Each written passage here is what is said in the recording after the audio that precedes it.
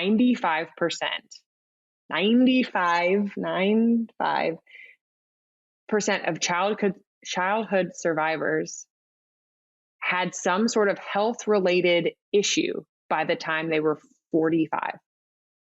So it doesn't necessarily matter about the specifics of it, though we'll get into it, but generalized, like everyone is having some sort of impairment.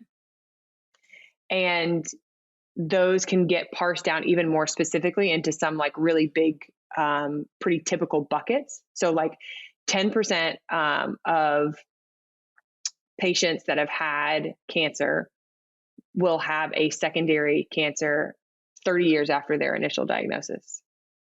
So if we're going from like the 70s and 80s in the 60% range to now like the 80% range, and we're developing this 10% number based off of like who has yet survived, I can only imagine that that percentage may go up as the years go.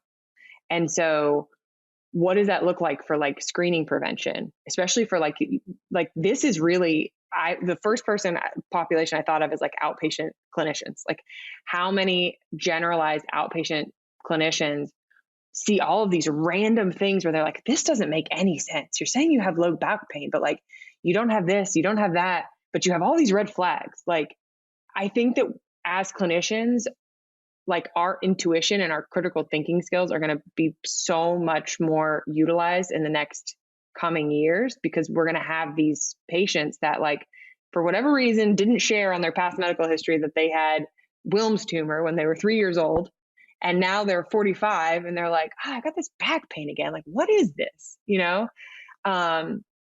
Or like another big bucket that I found that had a lot of significance in late or long-term health effects is breast cancer. Like people that have had childhood cancer are 6 times more likely to have breast cancer. And that's without radiation.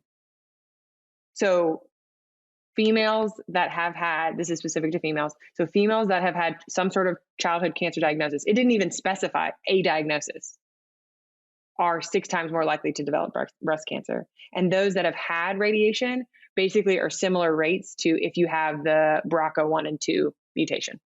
So like 70, 80%, whatever that percentage is.